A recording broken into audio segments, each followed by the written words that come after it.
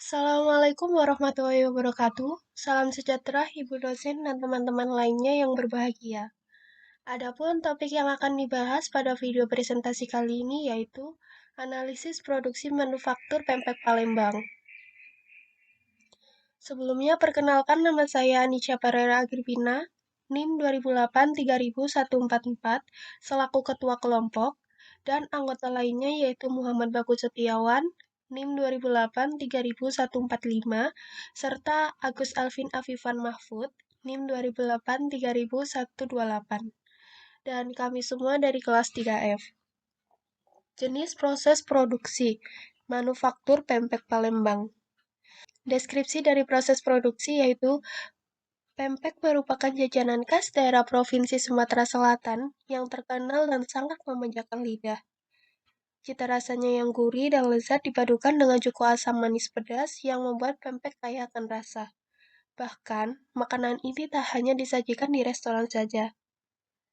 Kini sudah menjamur dijajakan di gerobak-gerobak keliling maupun di pinggir jalan. Umumnya, pempek Palembang berbahan dasar ikan tenggiri maupun ikan gabus yang digiling. Kemudian dicampur bahan lain seperti tepung terigu, tepung tapioka, garam, dan penyedap rasa. Semua bahan dicampur rata dan dibentuk sesuai selera. Bisa direbus atau langsung digoreng. Pempek Palembang ini umumnya disajikan dengan cuko yang berwarna coklat dari bahan-bahan yakni cuka, asam jawa, gula aren, bawang putih, cabai tumbuk, dan garam. Dalam proses pembuatan pempek ini, semua bahan dicampur lalu diaduk sampai rata hingga menjadi adonan yang kalis. Setelah itu, ambil adonan secukupnya lalu bentuk adonan dan masukkan ke dalam air mendidih. Tunggu hingga mengapung lalu tiriskan. Tahap selanjutnya adalah menggoreng pempek yang sudah ditiriskan hingga berwarna kecoklatan. Setelah siap, pempek dipotong dan dikemas ke dalam box makanan atau plastik, disertai dengan saus cuko dan siap untuk dijual atau didistribusikan. Foto proses produksi. Foto pertama, penggilingan adonan. Pada tahap ini, bahan-bahan pembuatan adonan digiling, kemudian dicampur hingga menghasilkan adonan pempek yang mengembang dan elastis. Bahan-bahannya seperti ikan, aneka tepung, penyedap rasa, garam, dan lain-lain. Foto kedua yaitu pembentukan. Pada tahap ini, pempek dibentuk sesuai kategori, yaitu pempek lenjer adalah pempek yang biasa dibentuk memanjang. Pempek kapal selam, yaitu pempek yang dibentuk seperti kerang dengan isian di dalamnya. Pempek ikan adalah pempek yang adonannya dicampur dengan gilingan ikan segar. Foto ketiga, pengisian. Foto ini diambil pada saat kapal selam diisi dengan adonan menyerupai kuning telur kemudian ditutup kembali. Foto keempat, penggilingan bahan cuko. Foto ini adalah tempat bahan cuko digiling sebelum dicampur dengan gula aren. Foto 5, pembuatan cuko. Foto ini adalah bahan-bahan cuko yang tersisa dan proses pembuatan cuko sudah sampai pada tahap pemanasan dan pengadukan bahan cuko dengan gula aren hingga menghasilkan saus cuko cair. Foto 6 yaitu pengemasan cuko. Pada tahap ini cuko sudah selesai dipanaskan, kemudian dibungkus di plastik dan siap untuk dijual bersamaan dengan pempek. Perkenalkan, saya Muhammad Bagus Setiawan dari kelas 3F dengan NIM 2008-30145. Untuk use case diagram dari usaha manufaktur ini berawal dari transaksi antara supplier dan pemilik usaha untuk mendapatkan suplai bahan baku yang kemudian akan diserahkan kepada PIC produksi. Produksi sampai selesai, hasil produksi akan dikirimkan kepada penjual yang melakukan pemesanan atau dijual langsung di tempat. Person in change, Bapak Iwan selaku pemilik usaha dan penanggung jawab pengelola gudang dan bahan baku. Budi Setiawan selaku penanggung jawab pembuatan cuko, yaitu penggilingan, perebusan, dan pencampuran bahan cuko sampai selesai. Rizky, penanggung jawab pembuatan adonan, terutama pada penggilingan ikan. Andri, penanggung jawab pembentukan dan pengisian dan pematangan atau pemanasan pempek. Rini penanggung jawab penggorengan dan pendistribusian ke penjual. Proses produksi. Proses pertama yaitu menyiapkan bahan baku. Proses kedua, pembersihan dan pemfiletan ikan. Subproses dari proses 2 yaitu pemotongan kepala ikan, pemisahan daging ikan, dan pembersihan dari darah dan kotoran lainnya. Proses 3, pembuatan adonan. Subproses dari proses 3 yaitu penggilingan dan pelumatan daging ikan, pencampuran dan mengadukan adonan hingga elastis. Proses 4, pembentukan adonan. Pempek lenjer, pempek ikan, pempek adaan, dan pempek kapal selam. Subproses dari proses 4 yaitu pengisian isi pempek kapal selam. Proses 5, pengukusan pempek hingga mengembang. Proses 6, pembuatan cuko. Subproses 6 yaitu penghalusan bahan cuko, pemanasan gula aren hingga mencair, pencampuran bahan cuko dan gula aren yang dipanaskan. Proses 7, penggorengan pempek. Dilakukan apabila sudah ada pelanggan langsung. Proses 8, pengemasan pempek dan cuko sesuai dengan pesanan.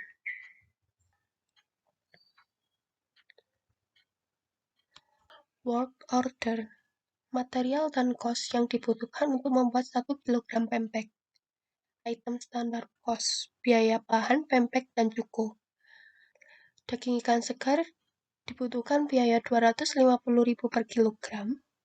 Tepung tapioka 18.000 per kilogram. Tepung terigu kualitas sedang 25.000 per kilogram. Garam dan penyedap 15.000 per kilogram. Bawang putih 30.000 per kilogram.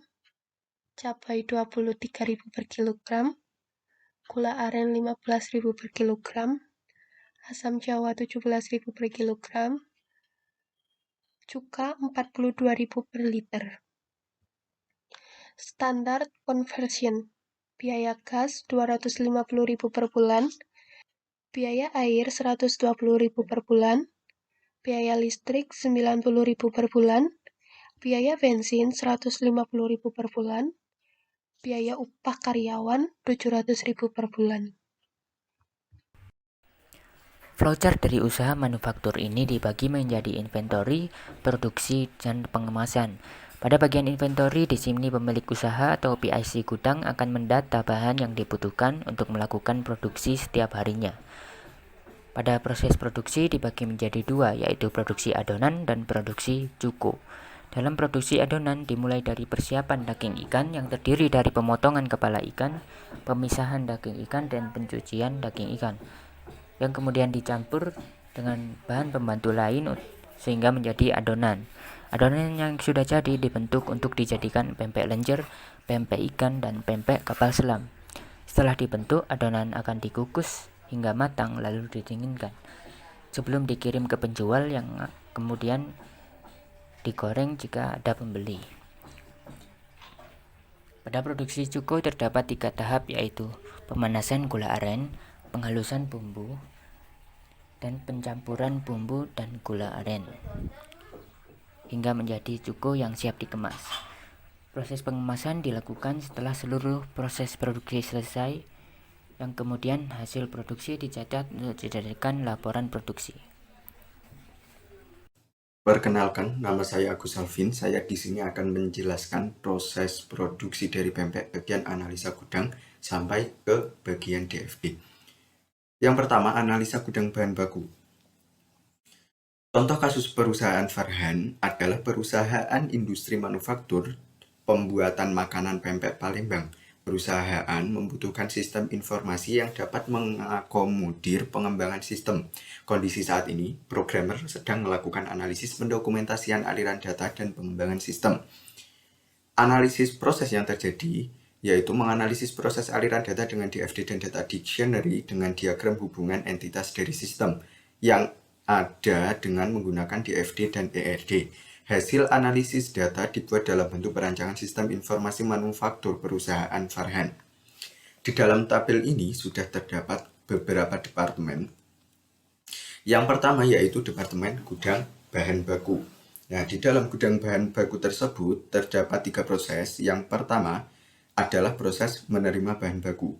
Bahan baku diperoleh dari supplier sesuai dokumen pemesanan yang disepakati, namun dapat diubah sesuai kebutuhan produksi, seperti ikan tenggiri atau ikan gabus yang masih dalam keadaan segar. Untuk bahan lainnya mengambil dari agen di pasar, seperti tepung tapioka, tepung terigu, asam jawa, gula aren, cuka, garam, dan lain-lain. Proses yang kedua adalah penggunaan bahan baku. Bahan baku yang tersedia digunakan untuk proses produksi dengan target yang ditentukan setiap harinya. Penggunaan bahan baku utama sesuai dengan yang ditentukan, yaitu pembuatan per biji ikan. Biasanya, satu ikan bermuatan 1,5 kg yang menghasilkan 1,2 kg pempek setengah jadi yang siap untuk digoreng atau direbus. Pembuatan cuko juga berdasarkan aturan yang ditentukan, yakni untuk cuko 1 liter biasanya menghasilkan sekitar 20 bungkus per plastik. Selanjutnya, proses yang ketiga adalah return bahan baku. Jika bahan yang dikirimkan tidak sesuai dengan kualitas, seperti ikan tidak segar atau bahan lain sudah mendekati tanggal kadaluarsa dan lain sebagainya, ataupun jumlah yang sesuai dengan kesepakatan, bahan baku dikirimkan kembali kepada supplier setelah memperbarui dokumen dan terjadi kesepakatan sehingga tidak ada kelebihan bahan baku. Lanjut ke departemen berikutnya, yaitu gudang produk jadi. Di dalamnya terdapat 5 proses. Yang pertama adalah proses pengolahan ikan. Bahan ikan digunakan untuk membuat pempek ikan. Bahan ditambahkan saat proses pembuatan adonan. Yang kedua adalah proses pembuatan pempek. Bahan utama kulit pempek diproses untuk dijadikan adonan kemudian dibentuk. Proses yang ketiga adalah proses pengisian pempek. Bahan isian pempek ditambahkan saat proses pembuatan pempek. Lanjut proses selanjutnya yang keempat, proses pembuatan cuko. Bahan-bahan cuko digunakan sesuai takaran untuk menjadikan saus bumbu cuko yang ideal. Proses yang terakhir di dalam departemen gudang produk jadi yaitu proses pengemasan pempek. Pempek yang sudah jadi kemudian dikemas untuk didistribusikan. Lanjut ke departemen berikutnya yaitu bagian produksi. Di dalamnya juga terdapat 5 proses. Yang pertama, proses produksi adonan. Bahan baku diproses sesuai target harian yang ditentukan. Yang kedua, proses pengolahan ikan. Bahan baku ikan digunakan sesuai kebutuhan jumlah produksi. Yang ketiga, proses pengisian pempek. Bahan digunakan sesuai jumlah. Yang keempat, proses produksi cukup bahan baku diproses sesuai jumlah yang ditetapkan. Proses yang kelima yaitu bahan pembuatan. Proses yang kelima, proses pengemasan. Bahan pembantu digunakan sesuai dengan pesanan yang diterima. Lanjut ke departemen yang terakhir, di dalam analisa gudang terdapat departemen PPIC. Di dalamnya terdapat sistem pengolahan, yang kedua adalah pembentukan, yang ketiga pengemasan, dan yang keempat penjualan atau distribusi. Lalu bagian analisa aliran dokumen. Di dalam tabel analisa aliran dokumen ini sudah dibagi menjadi beberapa departemen. Yang pertama adalah Departemen Gudang dan Bahan Baku. Di dalamnya terdapat 3 proses. Yang pertama menerima bahan baku dan barang. Di dalam proses yang pertama ini terdapat aliran dokumen yang terjadi, yaitu yang pertama buku catatan purchase order. Yang kedua surat izin supplier, surat jalan supplier. Yang ketiga adalah buku penerimaan bahan baku per tanggal. Proses yang kedua, penggunaan bahan baku dan barang. Di dalamnya ada 2 aliran dokumen. Yang pertama surat perintah kerja, yang kedua adalah laporan penggunaan bahan baku dan barang. Proses yang ketiga, return bahan baku.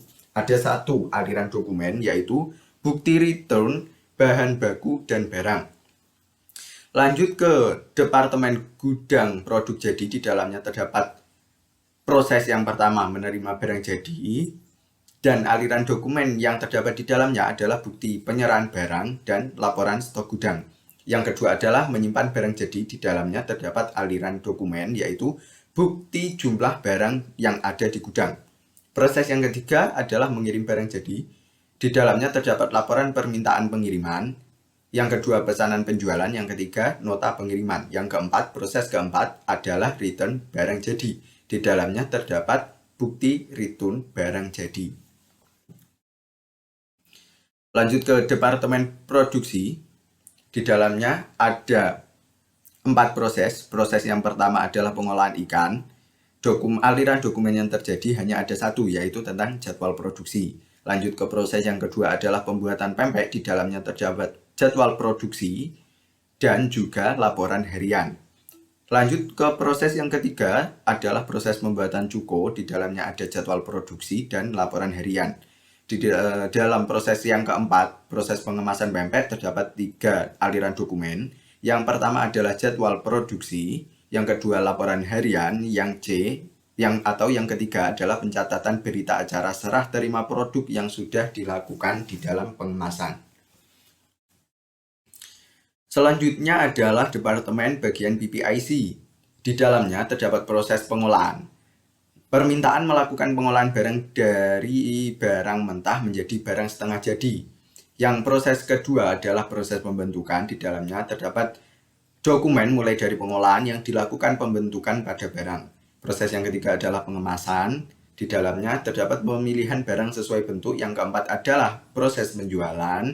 Dan aliran dokumen yang terjadi adalah laporan harian produksi dan penjualan yang sudah terjadi. Selanjutnya, bagian data flow diagram. Yang pertama adalah DFD level 0. Di dalam DFD level 0 ini terdapat beberapa proses. Mulai dari interaksi antara bagian gudang dengan sistem inventory maksudnya. Nah, di dalam proses gudang dengan sistem inventory ini terdapat beberapa proses. Yang pertama adalah dari pihak gudang akan menginputkan bahan-bahan adonan dan cuko ke dalam sistem inventory. Sedangkan dari sistem inventory sendiri bisa melihat data material yang dibutuhkan atau data material yang tersedia di dalam gudang.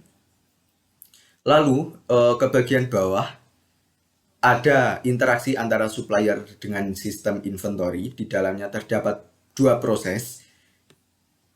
Mulai dari pihak supplier yang bisa mengidentifikasi bahan apa saja yang dibutuhkan dari sistem inventory, dan sebaliknya dari sistem inventory sendiri bisa melakukan return bahan baku jika memang bahan tersebut tidak sesuai dengan pesanan atau kondisinya yang kurang baik. Selain itu, di dalam DFD level 0 terdapat PIC gudang yang tugasnya adalah mengkoordinasi dan bertanggung jawab terhadap semua proses mulai dari bagian gudang, supplier, sampai dengan ke sistem inventory-nya agar proses produksi bisa berjalan dengan lancar. Selanjutnya adalah DFD level 1 bagian PIC gudang. Di dalam PIC gudang, proses yang pertama terjadi yaitu pihak PIC gudang akan menginputkan data tentang PIC gudang. Proses yang kedua, pihak PIC gudang akan menginputkan data material yang tersedia, bahan apa saja yang masih tersedia dan dimasukkan ke data material. Lalu proses ketiga, PIC gudang akan menginputkan data material apa saja yang sudah digunakan dalam proses produksi beserta dengan sisa bahan baku. Proses yang selanjutnya dari pihak PIC gudang bisa melakukan return bahan baku jika memang bahan tersebut terlalu berlebihan dalam segi jumlahnya atau tidak sesuai dengan pesanan yang dibutuhkan. Nah, dengan ketentuan dari PIC gudang harus mengirimkan bukti returnnya sehingga pihak supplier akan menerima proses dan bahan yang di-return oleh PIC gudang.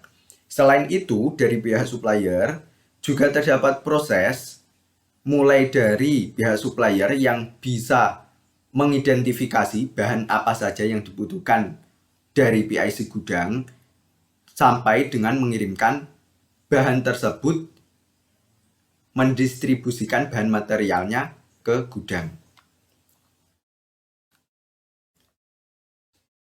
Lalu lanjut ke DFD level 1 bagian gudang. Di dalamnya terdapat beberapa proses. Yang pertama adalah dari gudang akan menginputkan data bahan adonan pempek dan juga data bahan cuko. Nah, data-data tersebut akan dimasukkan ke data material. Lalu, proses yang berikutnya adalah pihak gudang akan menginputkan data material apa saja, baik itu data material yang tersedia dan data material yang sudah digunakan dalam proses produksi. Nah, semua proses di dalam gudang ini akan diawasi dan dikoordinasi oleh pihak PIC gudang. Selanjutnya adalah bagian analisis. Untuk proses sistem produksi yang terjadi di pabrik pembuatan pempek Palembang kali ini, kami bertiga menemukan satu kelemahan.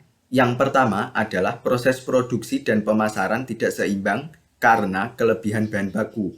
Nah,